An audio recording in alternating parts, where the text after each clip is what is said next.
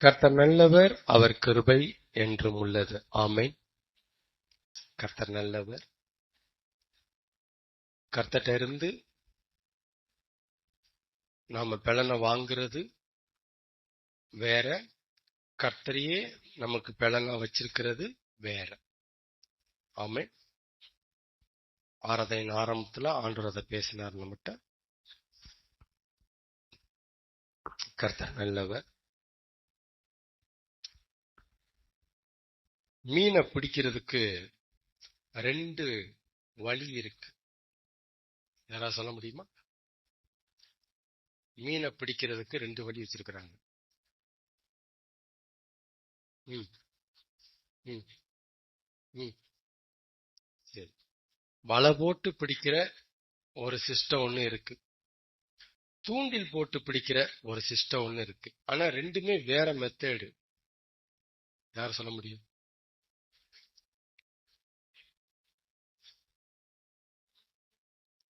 நாம தேடி போய் மீனை பிடிக்க பாக்குறது வலை சிஸ்டம். நாம தேடி போறோம் மீனை. நாம படகு எடுத்துட்டு வலையை எடுத்துக்கிட்டு மீன் எங்கடா எங்கடான்ட்டு தேடி போறோம். நாம தேடி போய் மீனை பிடிக்கிறது வலை சிஸ்டம். நம்மளை தேடி மீனை வர வச்சு அதை பிடிக்க பாக்குறது தூண்டில் சிஸ்டம். தூண்டில்ல நீங்க புழு வச்சீங்கன்னா மீன் அந்த புழு வாடைக்கு அதுவா மாட்டோம். இது ஒரு சிஸ்டம். இது தூண்டில் சிஸ்டம். அது வலை சிஸ்டம். வலை சிஸ்டம் என்ன அப்படின்னா, மீனுக்கு பிடிச்சத நீங்க போட போறதில்ல, வலுக்கட்டாயமா வம்படியா வலையை வச்சு இழுத்துடுறது. ஆனா தூண்டில்னா அதுக்கு பிடிச்ச ஒன்ன வச்சுக்கிட்டு காத்திருக்கிறது, எப்படா சிக்குவன்ட்டு. சரிங்களா? அப்ப மீனை பிடிக்கிறதுல 2 சிஸ்டம் இருக்கு. இந்த 2 சிஸ்டத்தையுமே எதிரி பயன்படுத்துறான். இந்த 2லயுமே அவன் கிங்கு. 2யுமே அவன் செய்வான். இந்த 2 வழியிலையும் பிசாசு நம்மளை பிடிக்க பார்க்கறான். அந்த வலை போட்டு பிடிக்கிற சிஸ்டம் தான் எதிர்ப்பு விசைம்பாங்க. தூண்டில் போட்டு பிடிக்கிற சிஸ்டம் தான் ஈர்ப்பு விசை. அது ஈர்ப்பு விசை. மீனை புழு ஈர்க்குது. வலை போட்டா மீன் எதிர்த்து ஓடும், பிடிச்சிடுறது. எதிர்ப்பு விசை ஈர்ப்பு விசை நம்மகிட்ட வேலை செஞ்சுக்கிட்டே இருக்கும். ஆமே.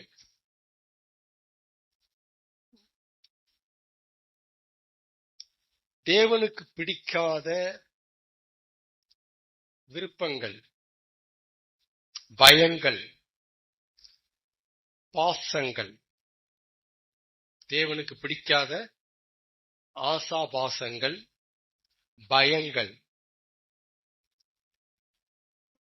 எது நம்மிடத்துல இருக்கோ அதுதான் நம்முடைய வீக்னஸ் அப்படின்னு எண்ணப்படுது. தேவனுக்கு பிடிக்காத விருப்பங்கள், ஆசைகள், தேவனுக்கு பிடிக்காத பாசங்கள், நேசங்கள், தேவனுக்கு பிடிக்காத சிநேகங்கள், தேவனுக்கு பிடிக்காத பயங்கள். மனுஷனுக்கு பயப்படுறது யாருக்கு பிடிக்காது? தேவனுக்கு பிடிக்காது. மனுஷருக்கு பயப்படுகிற பயம் கண்ணியை வருவிக்கும், அது அவருக்கு பிடிக்காது. அப்புறம் உலகமும் அதன் இச்சையும் ஒளிந்து போகும். அப்ப உலகத்தின் மேல ஒரு ஆசா பாசமா ஆசையா இருக்கிறது, இது யாருக்கு பிடிக்காது? அவருக்கு பிடிக்காது. உலக சிநேகம் தேவனுக்கு விரோதமான இந்த உலக சிநேகம், உலகத்தோட அட்டாச்மெண்டா இருக்கிறது, இது யாருக்கு பிடிக்காது? பிடிக்காது. யாக்கோப்பு 1 எடுங்க. இத யாக்கோப்பு இன்னும் கொஞ்சம் டீட்டெயிலா எழுதுறாரு, கவனிங்க. யாக்கோப்பு 1, யாக்கோப்பு 1ஆம் அதிகாரம்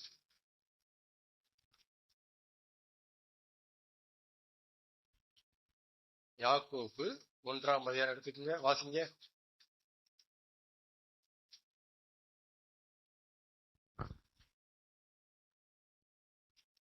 14, 15. அவனவன் தன் தன் அண்டர்லைன் என்னது அது சுய ரெண்டு எழுத்துமே அண்டர்லைன் வேர்டு அது. அவனவன் தன் தன் சொந்த ஆசையினாலே அவனவன் தனக்குள்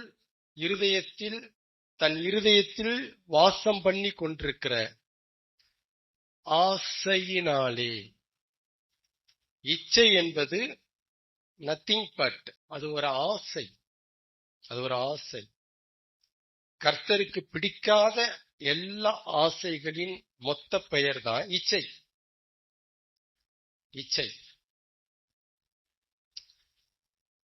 அவனவன் தன் சுய இச்சையினாலே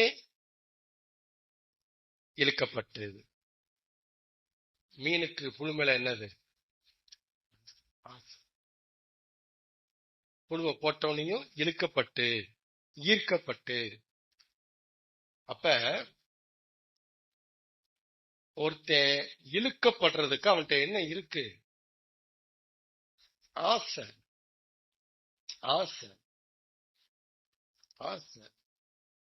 ஆசைதான் அவனை இருக்குது. புழு மீனை இழுக்குது எதனால? ஆசை. மீனுக்கு அந்த ஆசை நல்லா இருக்கும், செம்ம டேஸ்ட்ல ஆசை. அவனவன் தன் சுய இச்சையினால் இழுக்கப்பட்டு சிக்குண்டு சோதிக்கப்படுகிறான். அந்த யாருக்கு பாங்கன்னா ரொம்ப டீட்டெயிலா உள்ள போய் எழுதுறாரு. இந்த இச்சையை பத்தி பேசுறாரு, எப்படி இழுக்குது அப்படின்ட்டு. நாம் எப்படி இழுக்கப்படுகிறோம், எதினாலே இழுக்கப்படுகிறோம். சிம்சோன் எதினாலே இழுக்கப்பட்டான்? இச்சை.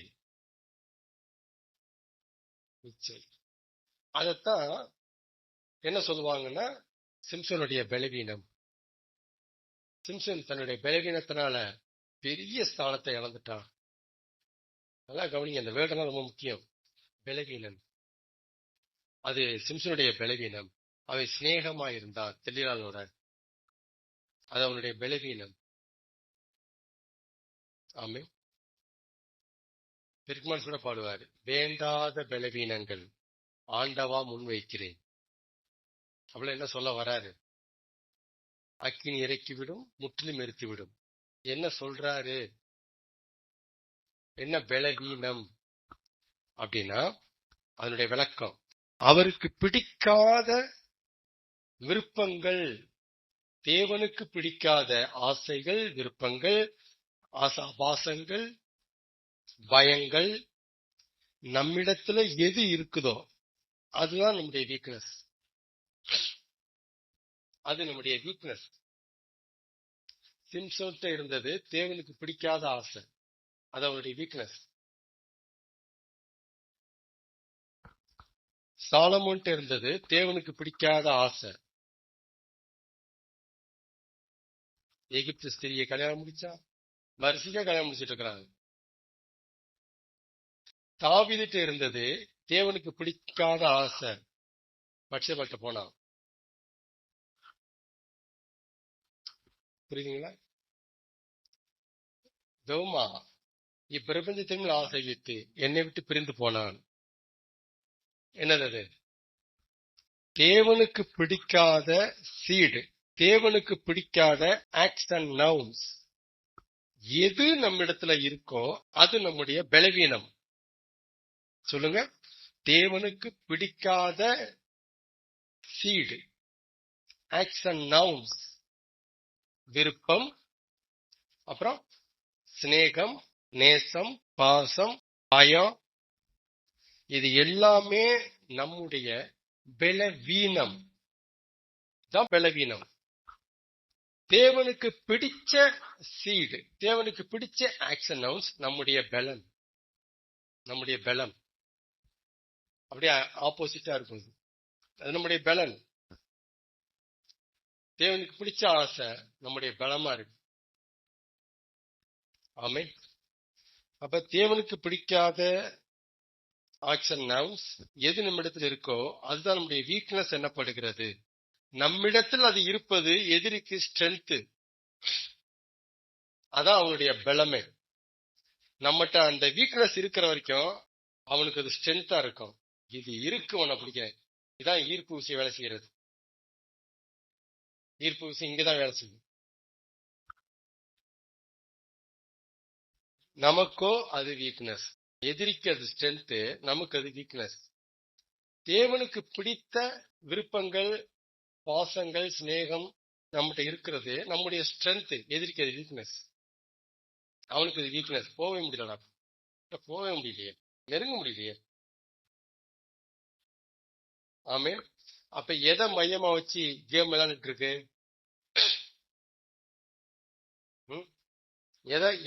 எது தீர்மானிக்குது நான் பலவீனன் பலவான் என்று? ஆக்ஷன் நவுன்ஸ் அதான் தீர்மானிக்குது. தேவனுக்கு பிடிக்காத விசுவாசங்களும் அதுவும் பலவீனம் தான். விசுவாசங்கள், விருப்பங்கள், கவலைகள், பயங்கள், பாசங்கள் எல்லாம் எடுத்துக்கலாம் நீங்க. இதெல்லாமே அந்த கேட்டகரியில வரும். ஆமே. இப்ப பிசாசை குறித்து புரிஞ்சுக்கிட்டீங்களா? இன்னொன்னு புரிஞ்சுக்கிங்க, நீங்க தான் எனக்கு பதில் சொல்லணும். ஏவால பிசாசு பழம் சாப்பிட வச்சுட்டான். பழம் சாப்பிட்ட பிறகு அவங்க கண்ணு திறந்துருச்சு. இப்ப கர்த்தர் பேசினாரு, ஆதாம்கிட்ட ஏவாள்கிட்ட பேசினாரு. சர்ப்பத்தை காரணம் காமிச்சா, சர்ப்பத்தை ஆண்டவர் சபிச்சாரு, ஒரு தீர்ப்பு கொடுத்தாரு. அப்ப ஓகே, இது வரைக்கும் கிளியர். ஆதியாகமம் 3 இருக்கு. சரி, அப்ப அதுக்கப்புறம் என்ன செஞ்சாரு? ஆதாம் ஏவால ஆண்டவர் ஏதேன் தோட்டத்தை விட்டு துரத்திட்டார். கரெக்டா? சரி, துரத்தினதுக்கு அப்புறம்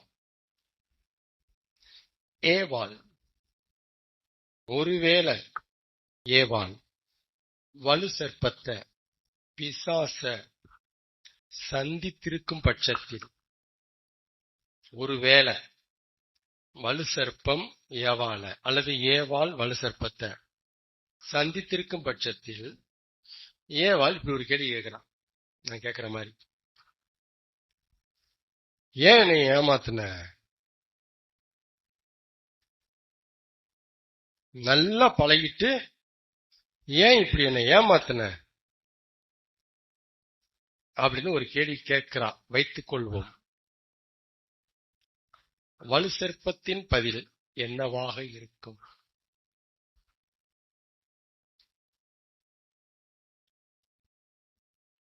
சொன்னீங்கன்னா அடுத்த சப்ஜெக்ட் கோர்வையா போயிடலாம்.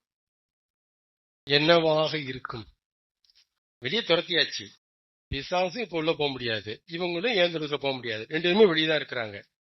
ஆனா 2 பேரும் சந்திக்கிறதுக்கு தடை கிடையாது. யார் சந்திக்கிறதுக்கு? வலு சர்ப்பம் ஏவாள். ஏவாள் வலு சர்ப்பத்தை சந்திக்க என்ன கிடையாது? தடை கிடையாது. ஏன் முதல்ல என்ன கிடையாது? ஏதேன் தோட்டத்துல என்ன கிடையாது? தடை கிடையாது. இப்பயும் தடை கிடையாது. சரி, சந்தித்து ஏவாள் இப்படி ஒரு கேள்வியை வலு சர்ப்பத்தை கேட்டிருப்பாளே, ஆனால் என்ன பதிலா இருந்திருக்கும்?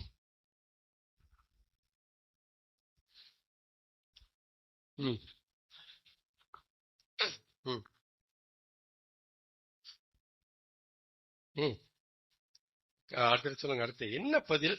அவன் என்ன பதில் சொல்லியிருப்பான்? ஏன்னா அவனை ரொம்ப அனுபவிச்சவன் தான் பேச முடியும். அவன் என்ன பதில் சொல்லுவான்? என்ன பதில் சொல்லுவான் தெரியுமா?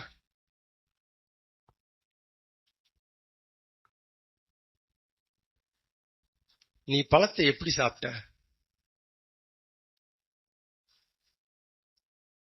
அப்படியேவா சாப்பிட்ட? தோலை எடுத்துக்கலாம் சாப்பிட்டு இருக்கணும். உன் நேரம் அப்படியே சாப்பிட சொன்ன கேட்டுக்கலாம்ல ஒரு வார்த்தை. சாப்பிட்டா இப்படி நடக்கும்னு சொன்னேன், ஆனா எப்படி சாப்பிட்டு கேட்டாதான் எனக்கு தெரியும். அப்படியே சாப்பிட்டா நடக்கதான் செய்யும்.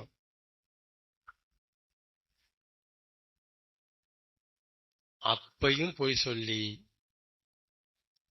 தன்னை நிரபராதி ஆக்கி அவளை குற்றவாளி ஆக்குவான். நீ எப்படி சாப்பிட்ட? நான் சாப்பிடுன்னு சொன்னேன், எப்படி சாப்பிட்ட?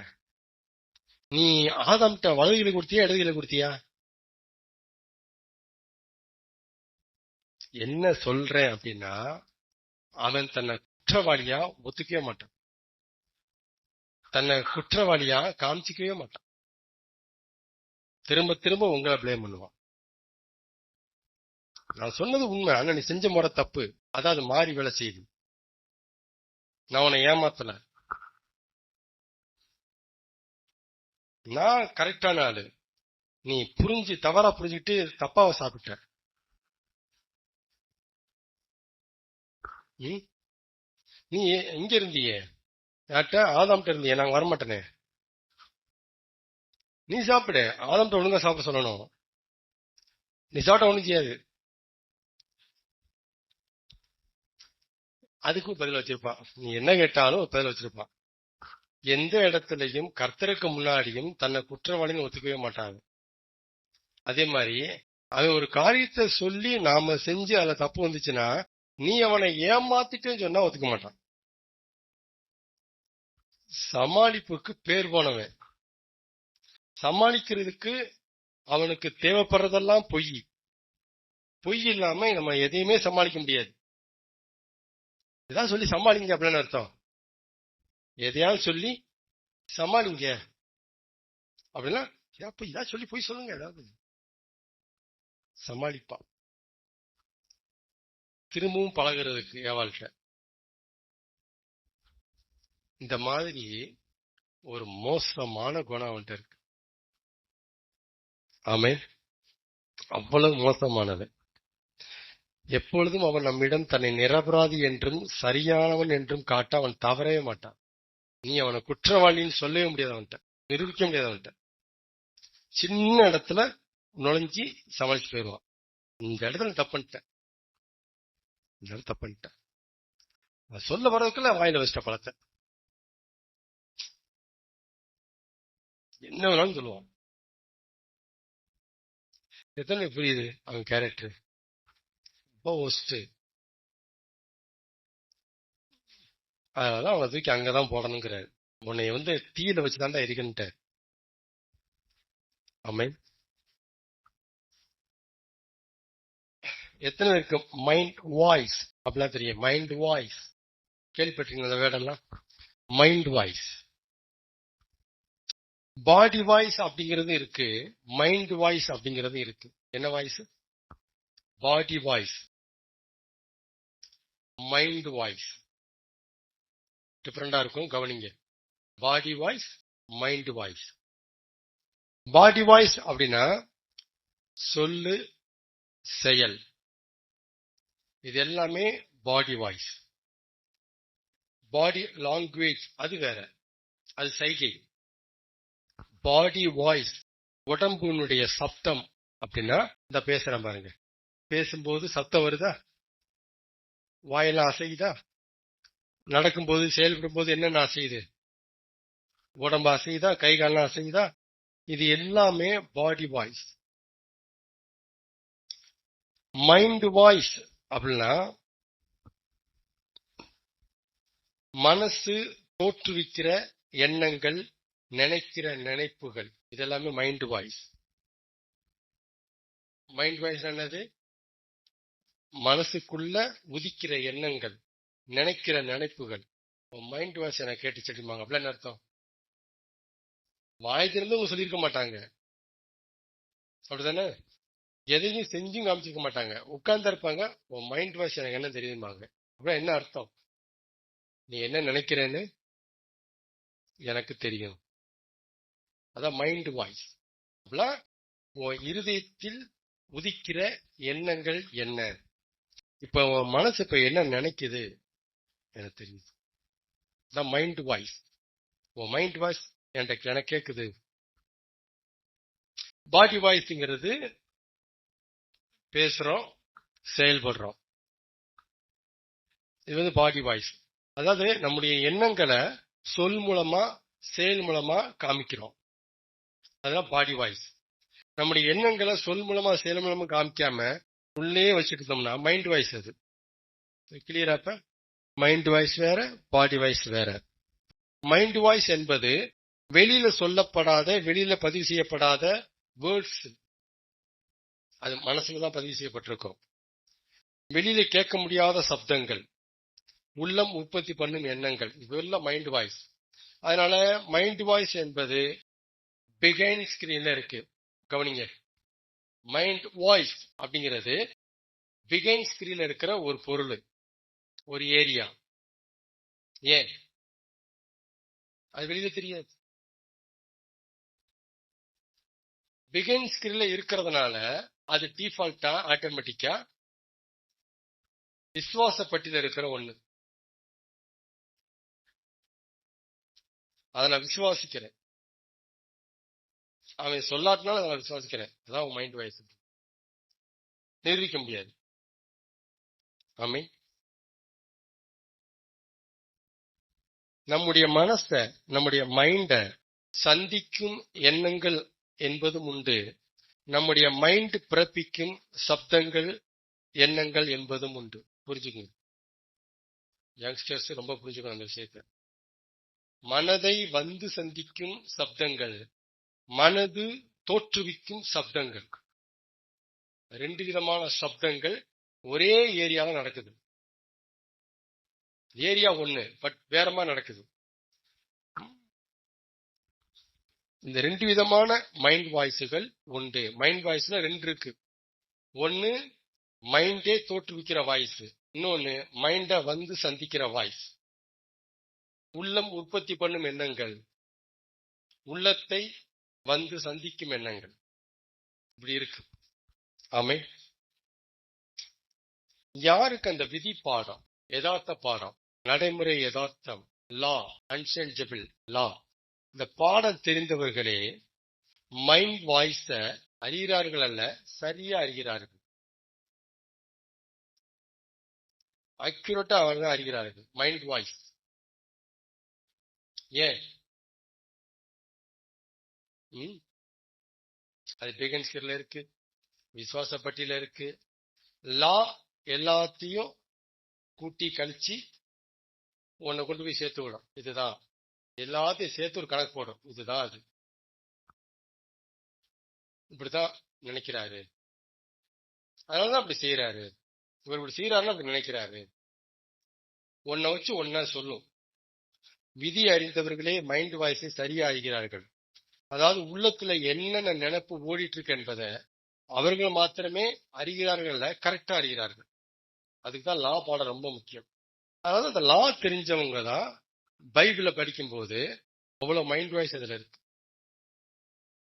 பேதுரு ஒண்ணு எழுதுறாருன்னா அப்ப அவர் மைண்ட் வாய்ஸ் என்ன? ஜீசஸ் ஒன்னு சொல்றாருன்னா மைண்ட் வாய்ஸ் என்ன? இந்த மைண்ட் வாய்ஸ். மைண்ட் வாய்ஸ்லாம் எதுல இருக்காது? பைபிள்ல எழுத்தா இருக்காது. பாடி வாய்ஸ் தான் அங்க இருக்கும். மைண்ட் வாய்ஸ் அது பிஹைண்ட் தி ஸ்கிரீன் அங்க இருக்கு.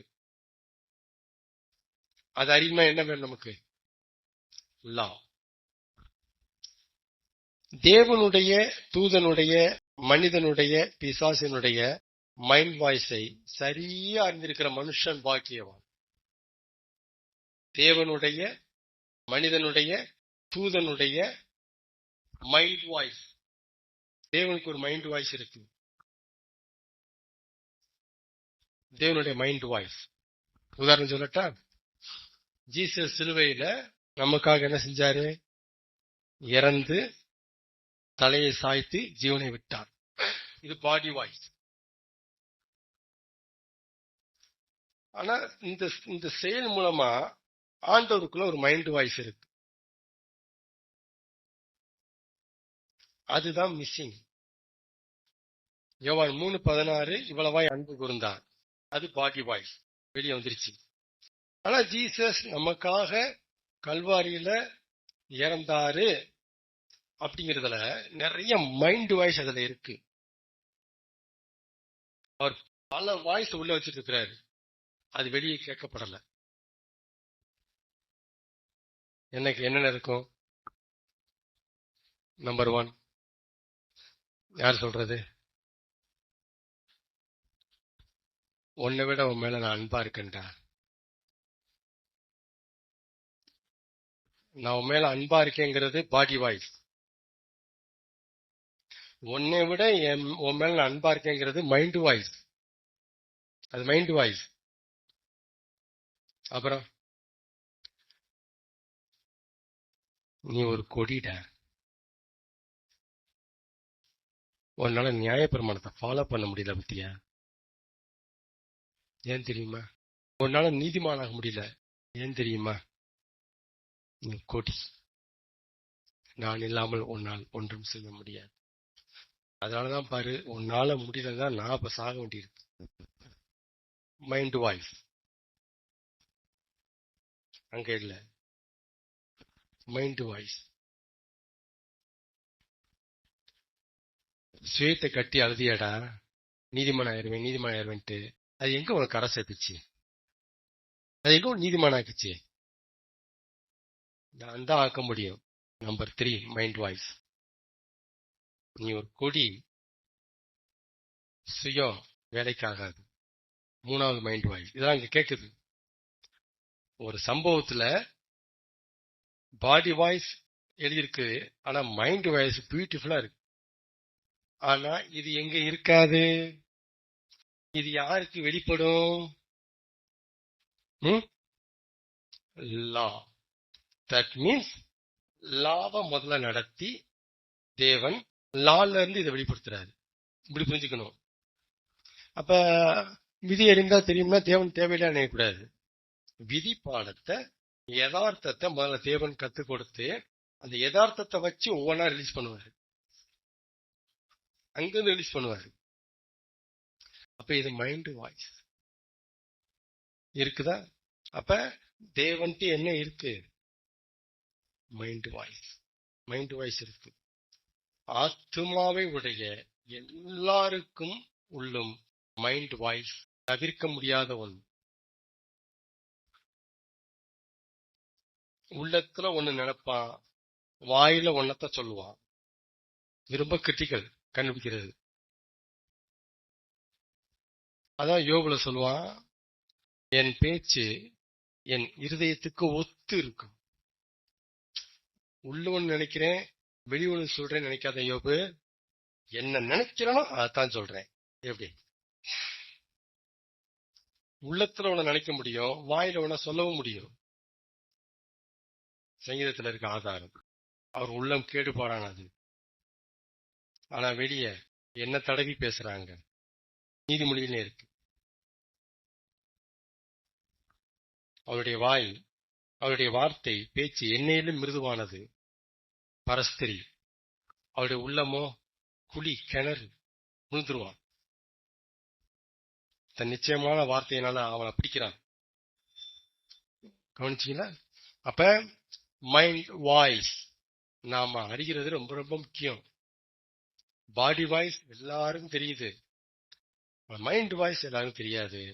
பாடி வாய்ஸை வச்சுக்கிட்டு மைண்ட் வாய்ஸை கண்டுபிடிச்சிடணும். சொல் செயலை வச்சு எண்ணத்தை கண்டுபிடிக்கிறவங்க நிறைய பேர் இருக்கிறாங்க. இந்த நினப்புனாலதான் இவன் எதை பேசுறான், இந்த நினப்புனாலதான் இவன் எப்படி செய்யறான். Mind voice. பாடி வாய்ஸை வச்சு மைண்ட் வாய்ஸை கண்டுபிடிக்கிறாங்க. ஒரு சொல்லும் இல்ல, ஒரு செயலும் இல்ல, ஆனாலும் மைண்ட் வாய்ஸை கண்டுபிடிப்பாங்க. இப்படி நினைக்கிறாங்க. முகத்தினுடைய லாங்குவேஜ், அமைதியா இருக்கிறாங்க, என்னவா இருக்கும்? எல்லாத்தையும் பாக்குறாங்க. இது எல்லாமே என்னது? Mind voice. ஒருவருடைய இருதயத்தை, அதாவது மைண்ட் வாய்ஸை கர்த்தர் வெளிப்படுத்தாமல் அதை சரியா அறிஞ்சிக்க யாராலையும் முடியாது. இதையும் புரிஞ்சுக்குங்க.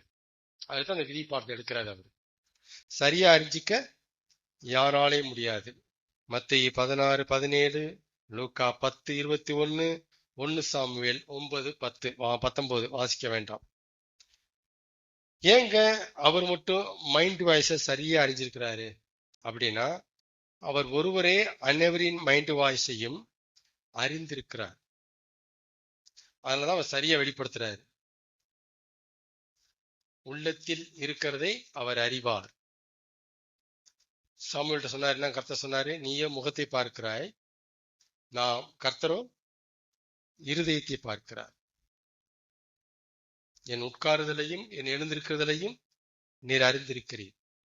என் இருதயத்தை ஆராய்ந்து அறிந்து கொள்ளும். சங்கீதம் 139.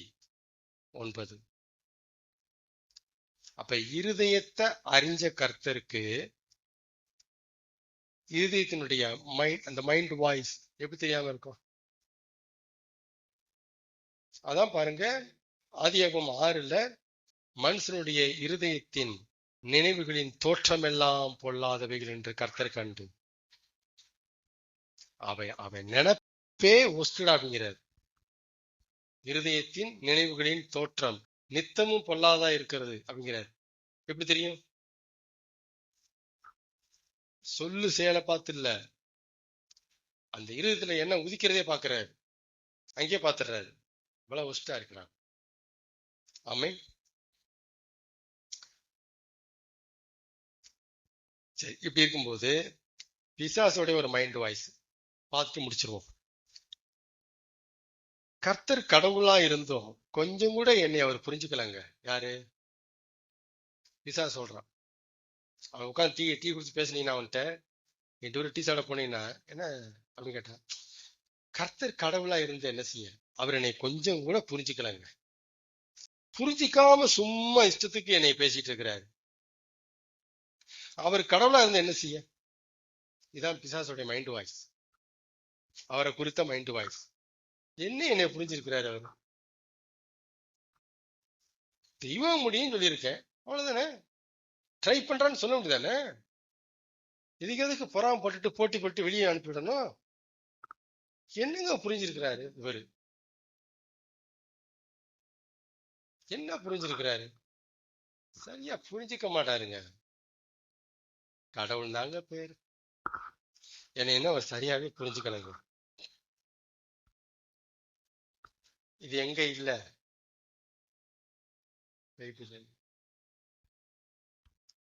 அதே மாதிரி அதே நேரத்துல நான் அவனை நேராக கூட்டு வச்சு உட்காந்து பேசவும் செய்யறேன். அவனுடைய கோர குணங்களை ஆண்டவர் தான் விதி மூலமா வெளிப்படுத்துறாரு. அவன் இந்த மாதிரி எண்ணங்களை அலைகிறான், அவனுடைய மைண்ட் வாய்ஸ் இப்படி இருக்கு, அவர் தான் வெளிப்படுத்துறாரு. ஆமென். மைண்ட் வாய்ஸ், எல்லாரும் மைண்ட் வாய்ஸ் பத்தி பேசுறாங்க, ஆனா சரியா அறிஞ்சுக்கணும். மைண்ட் வாய்ஸினுடைய வேலி நமக்கு தெரியணும். உள்ளத்துல என்ன நினைக்கிறாங்கிற நினைப்பு நமக்கு அறியணும். அது ரொம்ப ரொம்ப முக்கியம். என்ன நினைக்கிறாங்க, என்ன நினைப்போட அதை பேசுறாங்க செய்யறாங்க அப்படிங்கிறத கரெக்டா கிரகிக்கிறதுக்கு நமக்கு விதி பாட அவசியம். தேவன் அதை வெளிப்படுத்துகிறார். ஆமென்.